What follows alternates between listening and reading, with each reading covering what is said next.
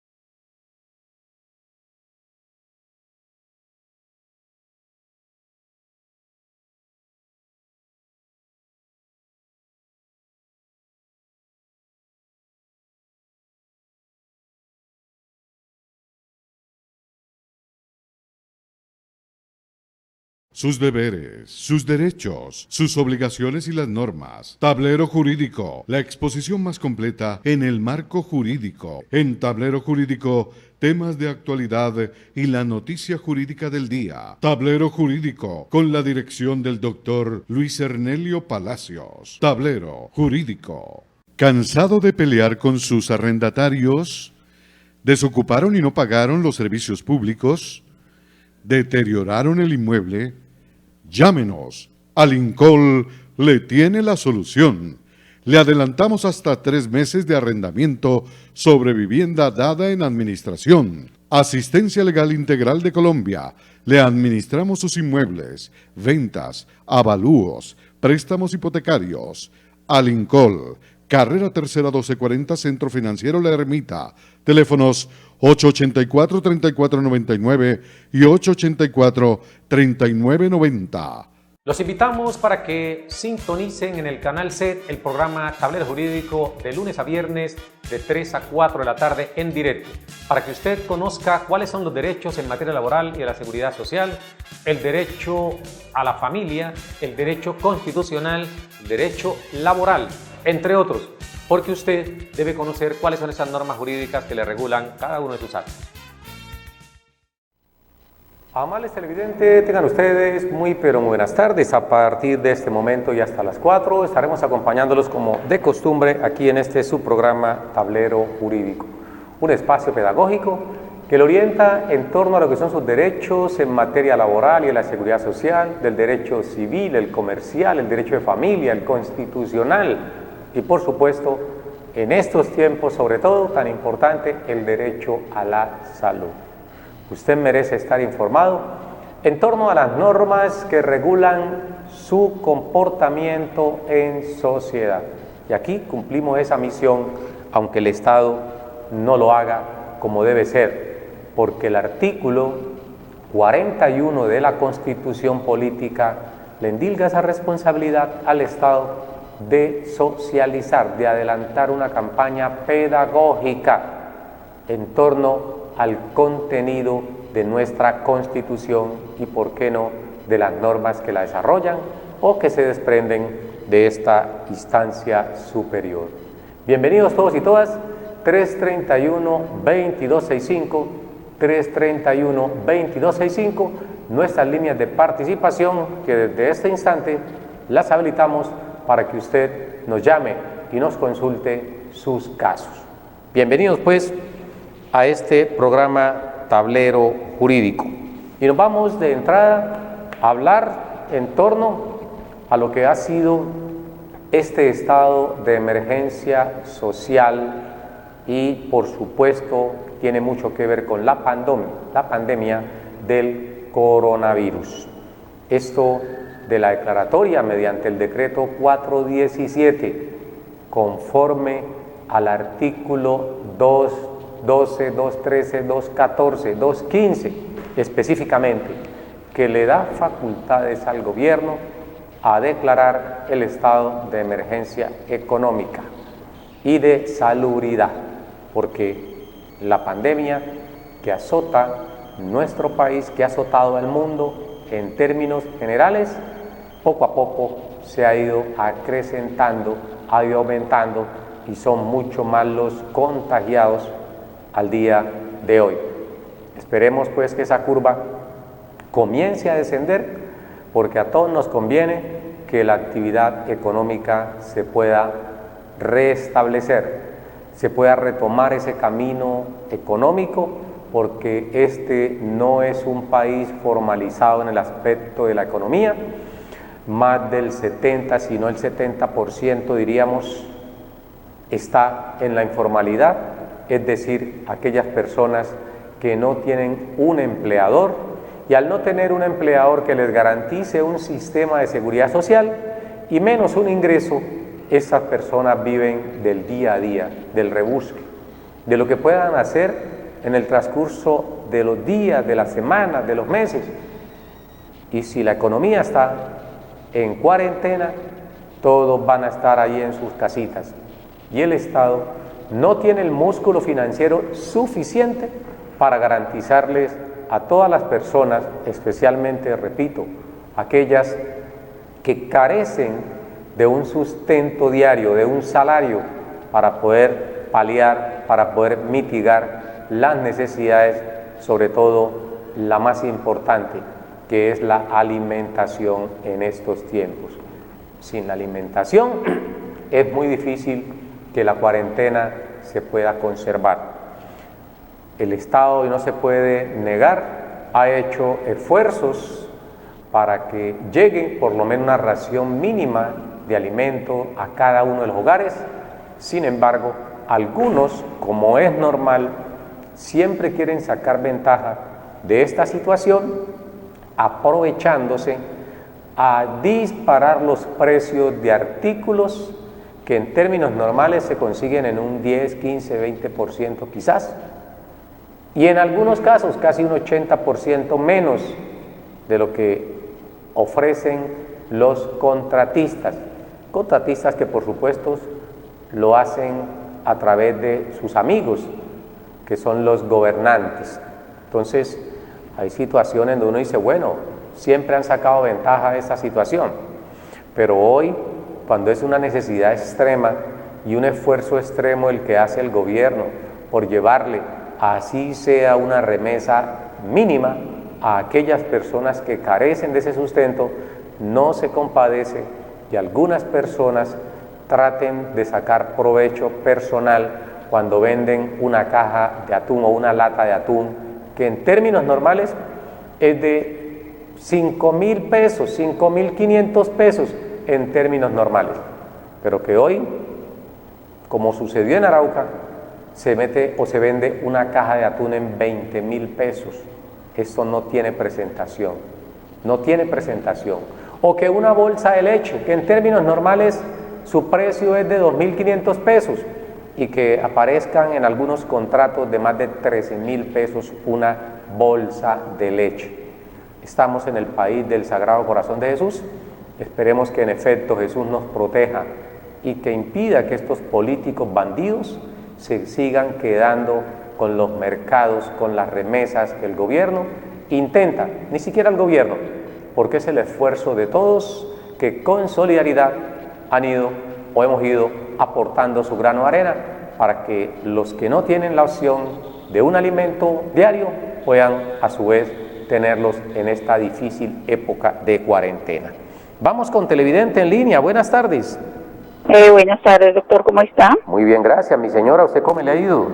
Muy bien, gracias a Dios, aquí llevándola con la ayuda de Dios, llevándola el encierro que tenemos, pero bueno, bendito sea Dios que nos va a proteger mucho. Bueno, nos está protegiendo ya. Esperemos que sí, mi señora. ¿Cuál es su nombre y dónde nos llama? Cecilia Osorio, de aquí del barrio El Troncal, de Cali. Doña Cecilia Osorio, del barrio El Troncal. ¿Y su inquietud cuál es, doña Cecilia?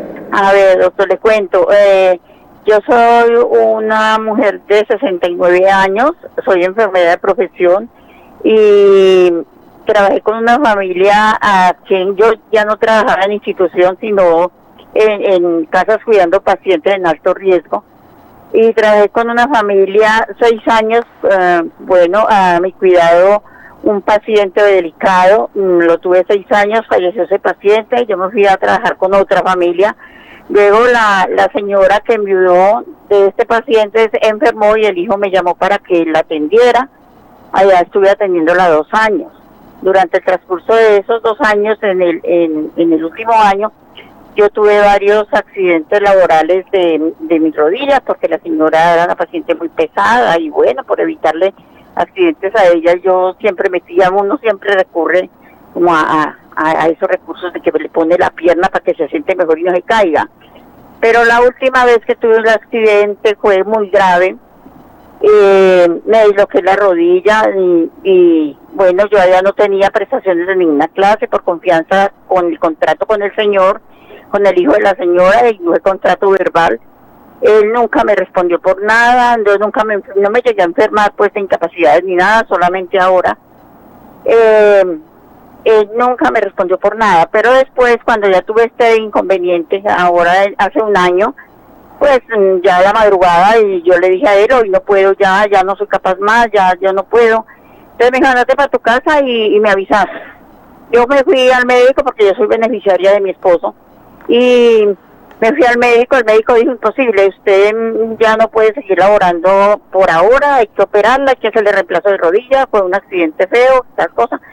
Yo fui donde el señor, hablé con él y le dije, vea, yo soy consciente de que a usted le toca duro aquí con su mamá, pero por lo menos págueme esa incapacidad y indemníceme siquiera 2 meses, porque yo no puedo ir a trabajar, usted no me tenía inscrita en nada, y bueno, tal cosa. El señor siempre me trató muy mal, verbalmente mal, a la señora, a la mamá de él y a mí, pues somos personas mayores de edad. Cuando usted dice el señor, ¿a quién hace mención? ¿Al esposo de la persona que usted estaba cuidando o al hijo? A la mamá del señor, que a la mamá del señor. Ha caído aquí la comunicación.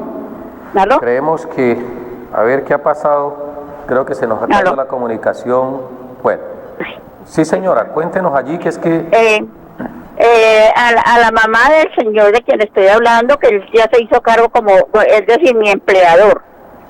Entonces, él trataba muy mal a la señora y a mí también, pero nunca la dejé y nunca me retiré como le digo, porque trabajé mucho tiempo con ellos, me fue muy bien, y después me dio como angustia dejar a la señora sola en manos de él, que la maltrataba. Correcto. Y ella me pedía mucho que no la fuera a dejar, que era que él como que la había amenazado mucho y todo, y sí la maltrataba mucho. Luego cuando yo ya me enfermé, le dije que entonces qué íbamos a hacer, entonces ella me dijo que yo era una mujer vieja, que ya no le servía para nada, entonces que por lo tanto eso fue en abril, y que en junio yo completaba el otro año, entonces que él me iba a liquidar ese año, y que yo no quería volver a saber de mí para nada. ¿Fue en abril? ¿En abril de qué año, doña Cecilia? En abril del 19. Hace un año. Hace un año. Hace un año. Y estoy incapacitada, pero porque los médicos de la nueva EPS, que es de mi esposo, que de parte de mi esposo es que me están tratando. Pero ellos también me han puesto el inconveniente de que eso fue un accidente laboral y que no tienen por qué correr con todo, sino el empleador. El empleador no quiere pagarme ninguna incapacidad. Me ha tratado supremamente mal verbalmente, allá también cuando estaba trabajando con él lo mismo. Doña Cecilia, señor, ¿cuánto tiempo trabajó usted exactamente con ellos? ¿2 años o 6 años? Primero trabajé 6 años y me fue muy bien, porque la patrona era la señora, la que era mi paciente ahora último, y ella era muy correcta. Y ahora 2 años, ahora último 2 años. En total trabajó 8 años. Sí, eso, 8 años. Durante esos 8 años, ¿nunca la vincularon al sistema de seguridad social? No, nunca. ¿Ni le pagaron prestaciones sociales? Sí, me pagaron, siempre fueron mis vacaciones, la liquidación, la señora fue muy correcta cuando ella era mi empleadora, pero cuando ya pasé a que su hijo fuera mi empleador, fue muy horrible, porque cada quincena era un maltrato. Estuve 2 años, el primer año fue horrible para que me liquidara ese año. Todo día de pago era muy insoportable. Ahí hay niñas que trabajan, que fueron mis compañeras, que ninguna se atrevía a declarar porque les da miedo quedarse sin trabajo y porque siempre lo está amenazando a uno. Correcto. ¿Usted en qué horario trabajaba, doña Cecilia? Siempre trasnocho, de 7 de la noche a 8 de la mañana. De 7 Siempre de la trasnocho. noche a 8 A 8 de la AM. mañana. En fin, bueno, su pregunta en este caso es, ¿qué derechos tiene usted a reclamar?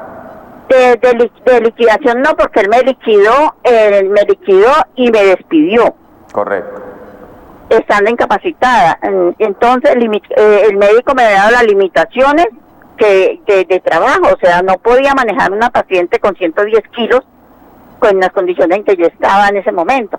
Entonces, ¿qué pasa ahí? Él no quiere volver a pagar incapacidad, a mí no me han operado todavía, estoy en silla de ruedas y nunca me quiso pagar más del médico y me liquidó y me mandó la carta. Mi pregunta es, él me mandó la carta para que se la firmara como de despido, como queriendo decir que yo lo estaba haciendo voluntariamente. Yo en ningún momento fui a renunciar porque en la oficina laboral me dijeron que eso no lo podía hacer yo porque yo estaba incapacitada y tal cosa.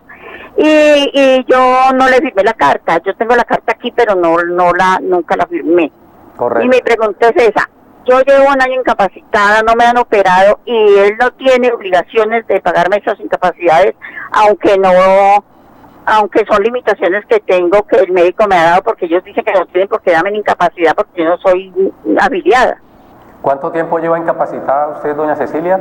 Ahora el sábado cumplí un año. Bueno, no hay problema, mi señora. Vamos entonces a resolverle. Me dice que ya fue a la Oficina Regional del Trabajo, pero todavía no hay un pronunciamiento de la Oficina Regional. No, la Oficina Regional me dijo que inmediatamente hiciera una tutela.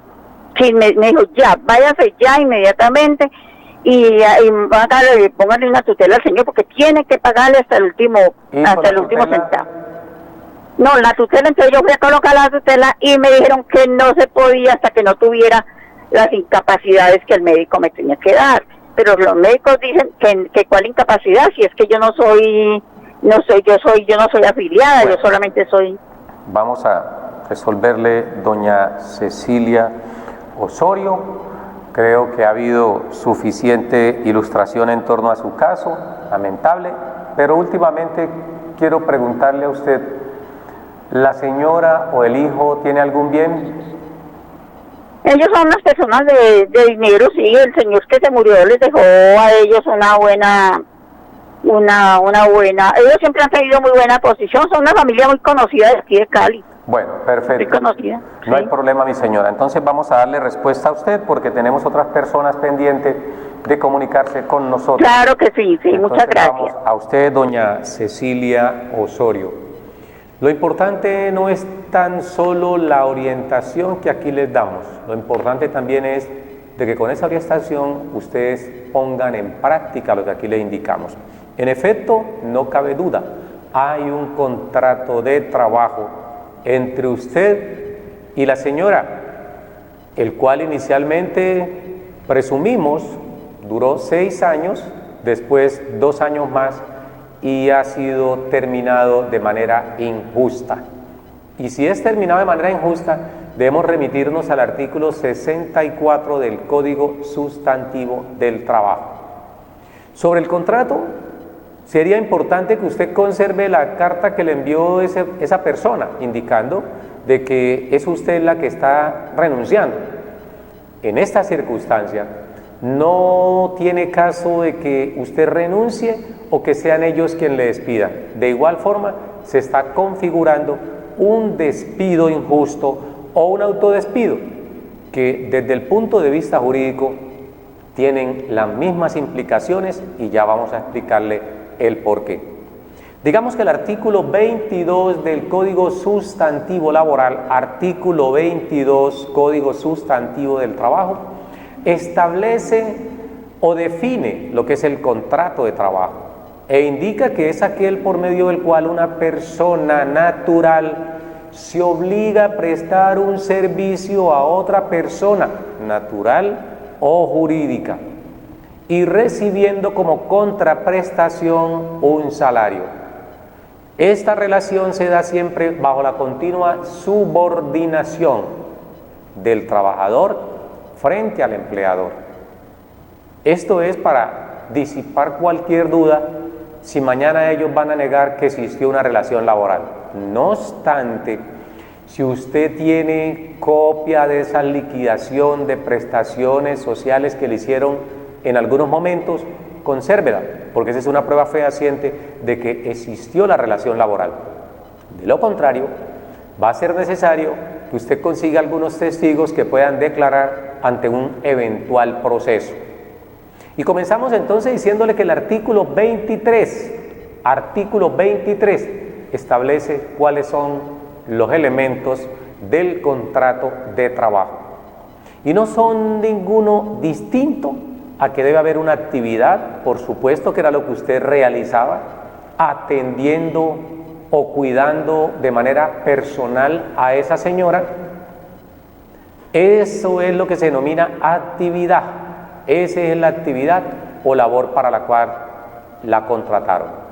Primer elemento, actividad o labor desarrollada por parte del trabajador. Segundo elemento de ese contrato de trabajo, la subordinación.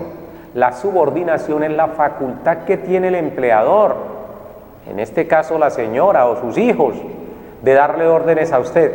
Y por supuesto, usted está subordinada u obligada a cumplir con estas órdenes siempre y cuando no atenten con alguna ilicitud o no atenten contra su dignidad.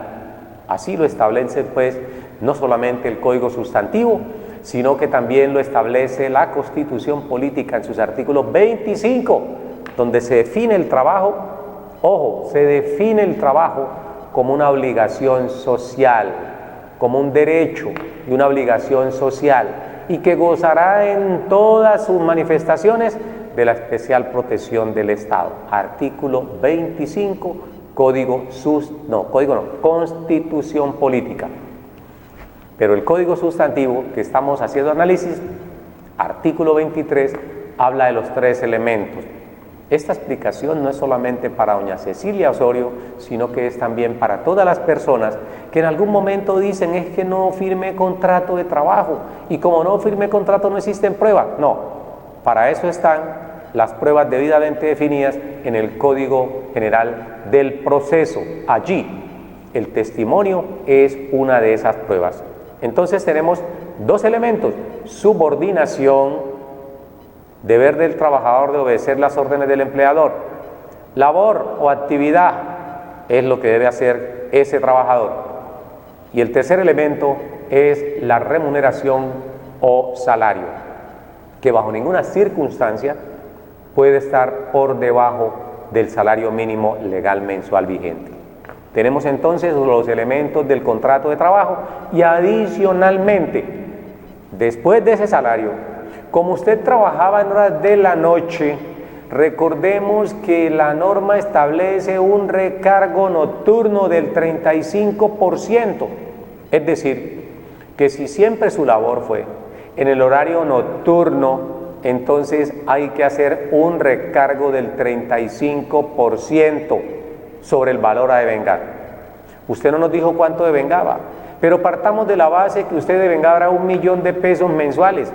Por el solo hecho de que ese trabajo lo haya desarrollado en el horario nocturno, usted tiene derecho a que le den un 35% de recargo, y ese 35% significaría que ya no es 1.000.000 de pesos, sino 1.350.000, para ilustrarle un poco a usted el ejemplo, que supongo tampoco se lo pagarían. Entonces tenemos allí ya establecido, por una parte, los elementos del contrato de trabajo, y dentro de esos el salario, indicando o resaltando que el solo hecho de que el trabajo sea nocturno hay que pagarle un recargo del 35%.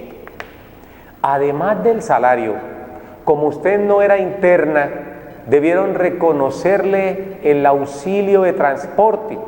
Dice la norma que el auxilio de transporte está en cabeza del empleador para aquellos trabajadores que devenguen hasta 2 salarios mínimos legales mensuales y requieran desplazarse desde su sitio de trabajo hasta su hogar y desde su hogar hasta su sitio de trabajo. Si el trabajador vive enfrente de la empresa, no hay lugar a que le paguen auxilio de transporte. Si vive a 1 cuadra, 2 cuadritas, todo eso es válido. Pero si vive en algún sitio que deba coger transporte para desplazarse, el empleador está en la obligación de reconocer y pagar el auxilio de transporte, que si no se lo pagaban, hay lugar también a exigirlo en la reclamación. Espero que doña Cecilia Osorio esté tomando atenta nota sobre los valores o las obligaciones que tenía ese empleador. Entonces, tenemos salario, tenemos recargo nocturno y tenemos auxilio de transporte. Pero además el empleador está en la obligación de vincular a ese trabajador al Sistema General de Seguridad Social Integral. Es decir, desde el primer día que usted empezó a trabajar, debió vincularla a una EPS, debió vincularla a una caja de compensación familiar, debió vincularla a una administradora de fondos de pensiones y, por supuesto, a una administradora de riesgos laborales. Con esto se busca amparar todos los riesgos, bien de origen común o bien de origen laboral, que se puedan desprender dentro de ese tiempo que usted estuvo ejerciendo una labor para ellos. Tenemos entonces ya 4 elementos. 1, salario. 2, auxilio de transporte. 3, recargo nocturno. 4, vinculación al sistema de seguridad social. Y han cometido un error. Si usted tuvo un accidente de trabajo, no es la EPS de su esposo quien debe cubrirles esta. Por supuesto que la EPS lo indica la norma en el artículo 168 de la Ley 100, se establece que la atención inicial de urgencia hay que prestársela a todas las personas, independientemente si están vinculados o no. Pero una vez usted está en la EPS, le van a preguntar qué le pasó, cómo le pasó, cuándo le pasó, con quién le pasó, y ahí van a dejar nota de ello. Luego esa cuenta se la mandan al competente, y el competente en este caso es la ARL, pero como no la afiliaron a la ARL, su empleador debe asumir esos costos. Ya vamos a ir con el televidente en línea. Y le agregamos a doña Cecilia Orozco, tiene todo el derecho de reclamar. Cuando le dijeron a usted invoque una tutela, es porque esa tutela usted debió hacerla durante el término, ojo, de esa vinculación laboral. Se terminó de manera injusta, usted inmediatamente invoque una tutela, porque usted está diciendo que la despidieron porque tuvo un accidente de trabajo, que la ha mantenido incapacitada durante los últimos 365 días, es decir, durante el último año, y no le han reconocido absolutamente nada. Recuerde, doña Cecilia, que en estos tiempos de coronavirus, el Consejo Superior de la Judicatura ha habilitado una dirección electrónica a través de la cual se puede invocar la acción de tutela. No se olvide tampoco que a través de Alincol nosotros le podemos llevar toda la asesoría de manera personal, no solamente invocando la acción de tutela, sino también una eventual demanda a través de un proceso ordinario laboral por un despido en situación de estabilidad laboral reforzada. Tiene todo usted el derecho a que le paguen no solamente los salarios dejados de recibir desde abril del año anterior hasta abril de este año, porque ha sido usted despedida de manera injusta. Cierro con esto. El artículo 64 del Código Sustantivo del Trabajo establece: cuando se produce un despido sin justa causa, como ha ocurrido con su caso, o cuando el empleador da lugar a que el trabajador renuncie. ¿Y cuándo da lugar a que el trabajador renuncie? Cuando no cumple con las obligaciones legales de todo empleador frente a ese trabajador que están establecidas en el Código Sustantivo del Trabajo, específicamente artículo 57, artículo 57 y 58 del Código Sustantivo del Trabajo. Le asiste plenamente el derecho de poder demandar. Lastimosamente, el principio de inmediatez para la acción de tutela quedará, digamos, a voluntad de un juez de la República, porque recuerde usted que la tutela es un mecanismo extraordinario que debe suplirse o cumplirse de manera casi que inmediata o coetánea con la violación del derecho, para de esta forma enmarcarse dentro del principio de inmediatez que caracteriza pues esta acción constitucional. Gracias por comunicarse con nosotros. Si el tiempo nos alcanza, ampliamos un poquito más en torno a su consulta. Vamos con televidente en línea. Buenas tardes. Doctor, muchas gracias. Le agradezco mucho y estaré pues en comunicación con usted para que me haga el favor y me colabore con esto. Yo estoy en silla de ruedas en el momento, pero voy a hacer lo posible por llegar hasta donde esté. Sí, señora, muchas gracias al amigo Edinson, que nuestros teléfonos de la oficina están en pantalla y los teléfonos del canal donde pueden ustedes comunicarse en este momento es el 331-2265, 331-2265, para que usted nos llame y participe. Y gracias a usted, doña Cecilia, porque se trata de que la gente no se quede de brazos cruzados cuando son objeto del desconocimiento de un derecho laboral, como está pasando en este caso. No pueden las personas simplemente decir hasta luego, no, hay que reclamar sus derechos. Por eso, doña Cecilia, esperemos que haya tomado atenta nota y proceda bien a reclamarlos de manera directa o con su abogado de confianza, o si lo dispone, con nosotros, allí en Alincol, donde le proveemos los abogados especialistas en el área del derecho laboral y de la seguridad social. Gracias por comunicarse con nosotros, doña Cecilia. No sé si tenga algo más que consultarnos respecto al caso. Doctor, que Dios me lo bendiga y que lo proteja, que se cuide mucho usted también. Bueno, mi señora, muchas gracias.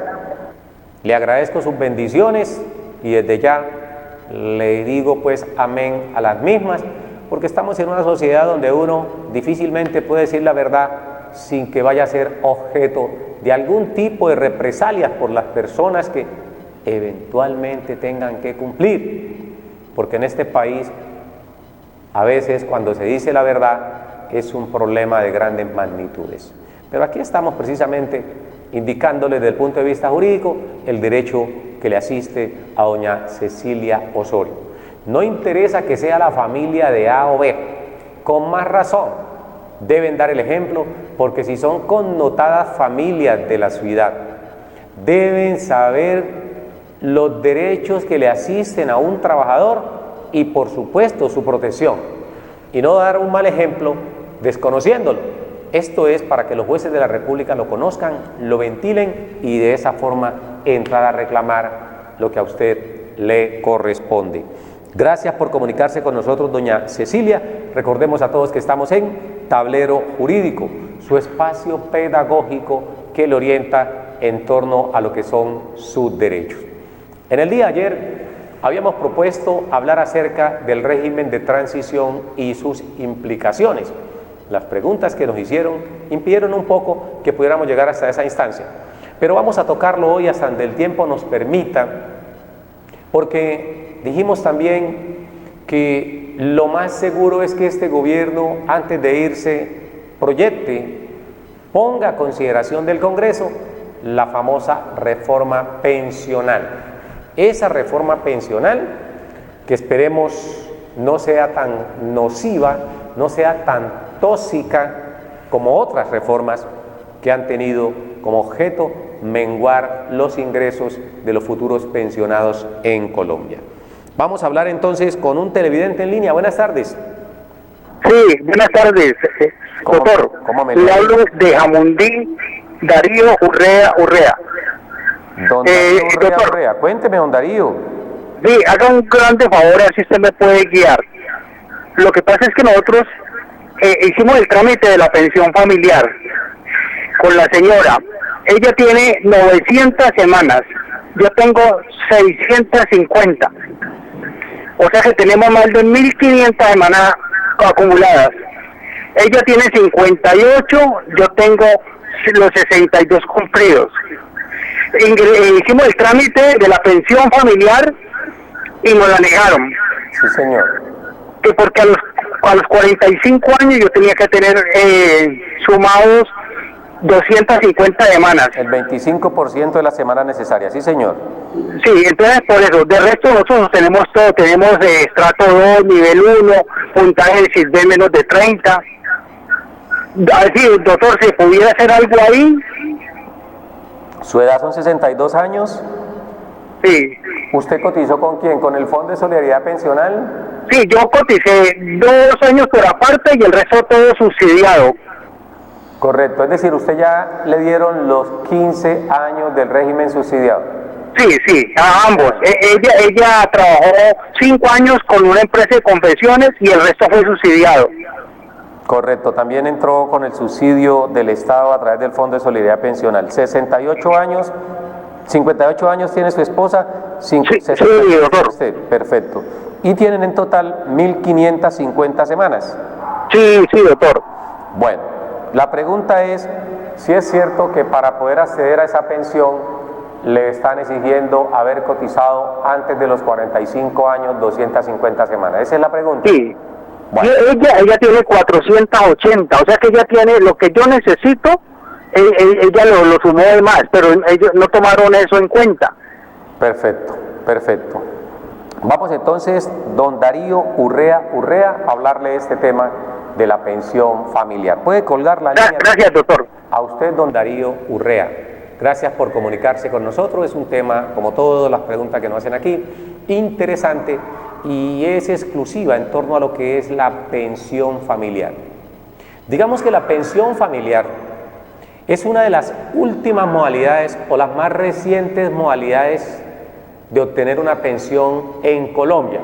Digo yo de las más recientes porque las primeras modalidades de pensión que se dieron fueron la de vejez, la de sobreviviente, la de invalidez. Posteriormente, con la Ley 100 aparecieron otros tipos de pensiones, como la pensión especial contenida en el artículo 33, parte final de la Ley 100. Esa pensión especial que se reconoce al padre o a la madre que tiene un hijo en situación de discapacidad. Y apareció también la primera de todas las pensiones, que es la pensión sanción.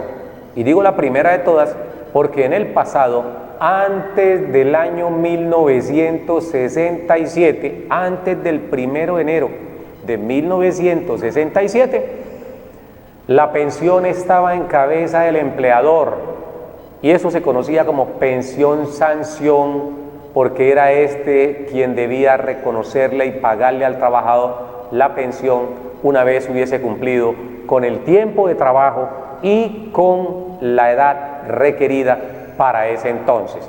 Así está establecido en los artículos 259 y siguientes del Código Sustantivo Laboral.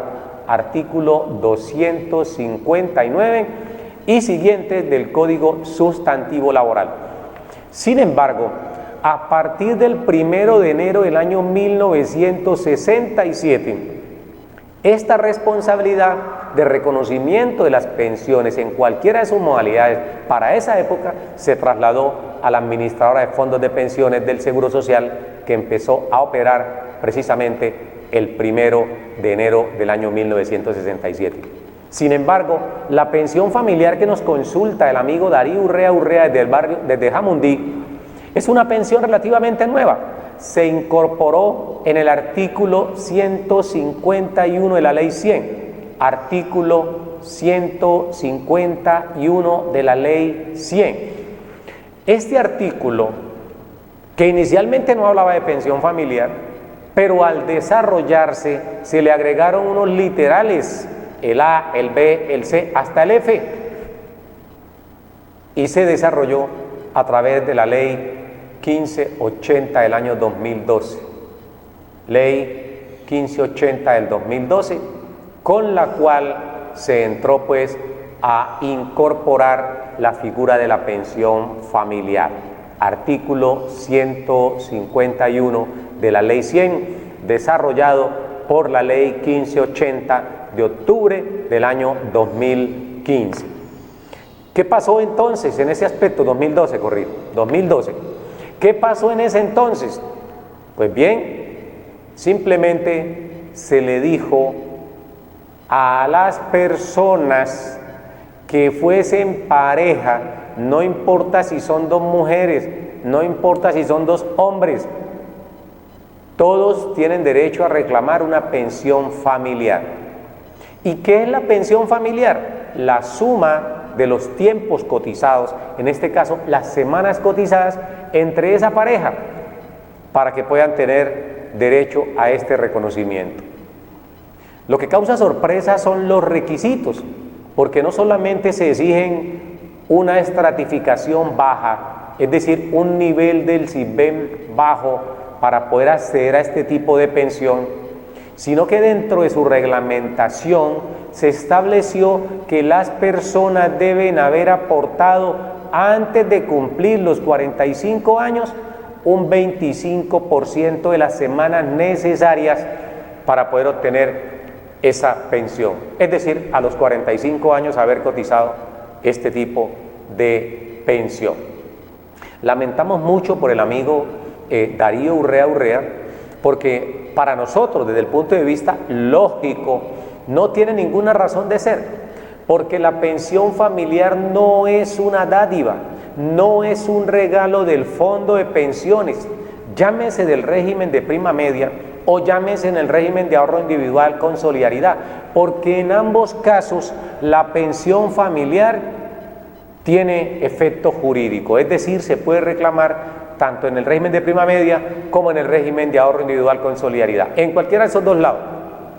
No obstante, como el amigo Darío y su señora cotizaron gran parte de las semanas a través del Fondo de Solidaridad Pensional, donde todos contribuimos con un aporte mínimo para que estas personas que no tienen un trabajo formalizado puedan también acceder a una pensión. Sin embargo, al momento de desarrollar la ley, cometen ese error de establecer un porcentaje del 25% de las semanas necesarias para que la persona pudiese optar por la pensión familiar. Ya eso que usted nos está consultando fue objeto de análisis, fue objeto de estudio por parte de la Corte Constitucional.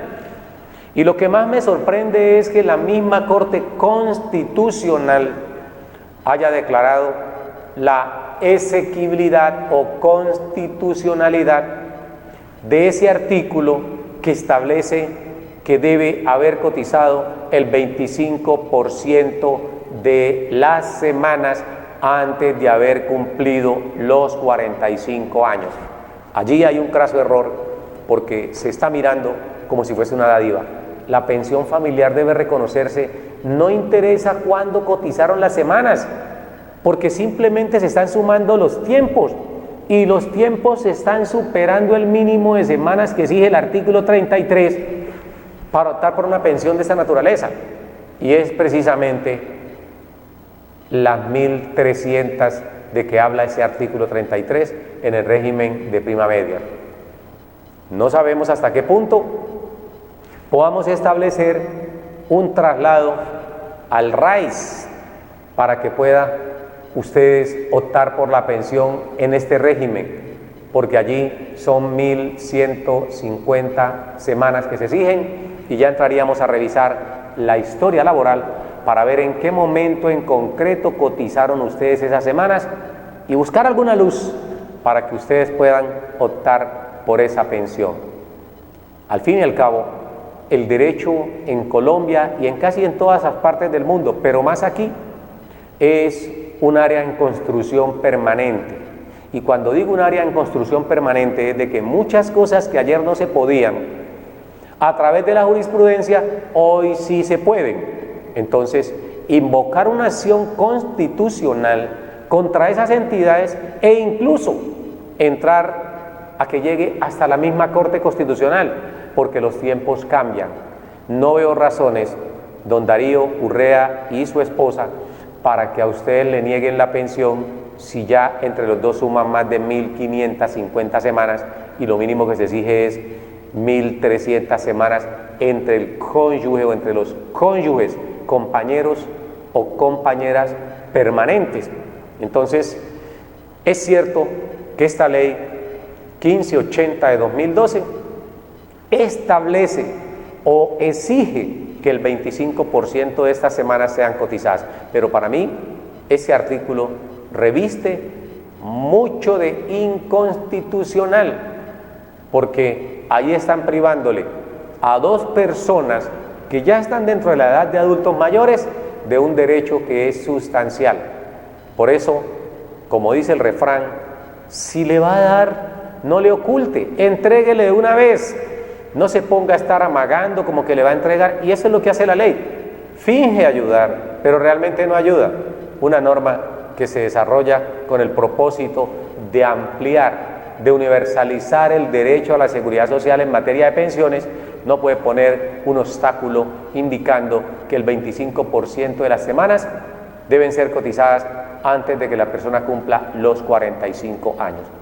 De momento, lo que le indicaron a usted está en la ley. Sin embargo, le reitero, don Darío Urrea, sería importante que usted acuda al INCOL, lleve su historia laboral, lleve la historia laboral de su esposa actualizada una vez pase esta cuarentena, porque estamos seguros que todo pasa en la vida y la cuarentena va a pasar. No toda la etnia humana o no toda la raza humana se va a extinguir. Ahí vamos a estar firmes después de que el gobierno considere que es prudente ya restablecerse en las actividades económicas.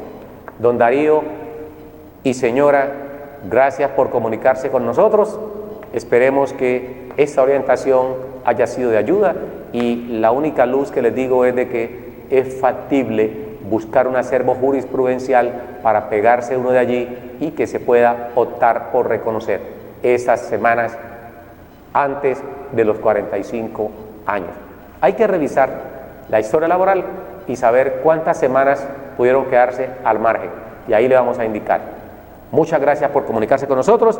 No se olvide, 331-2265, 331-2265, nuestras líneas de participación habilitadas para que usted se comunique con nosotros. Muchas gracias. Esperamos pues que las reformas que se avecinan tengan como objeto realmente acercar la opción de una pensión a quienes tanto la necesitan. Es que el gobierno no puede figurar como héroe.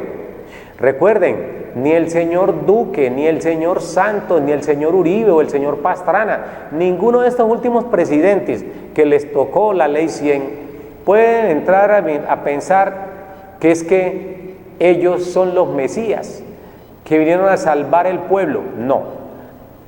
El constituyente del año 1991, cuando consagró en la Constitución política la seguridad social como un derecho fundamental, dejó una herramienta valiosísima para que todos pudieran acceder. Esta herramienta se fue poco a poco desmoronando con la Ley 100, porque la Ley 100 en su contenido es muy importante esta norma y es necesaria. Sin embargo, algunos mandatarios entraron en un proceso de degradación de la Ley 100 y haciendo cada día más difícil que las personas pudieran acceder. Por eso, cuando nos hablan a nosotros de reforma pensional y engañan a la gente diciendo que es para buscar una mayor población con derecho a la pensión, ahí no se dejen engañar, porque si nosotros revisamos las reformas que se han hecho con respecto a ese pensamiento, son pocas y más bien han hecho lo contrario. Por eso yo cito la ley 860 del año 2003, por eso cito la ley 797 del año 2003, por eso cito el acto legislativo 01 del año 2005. Todas estas normas fueron retrógradas, todas esas normas fueron regresivas en materia pensional.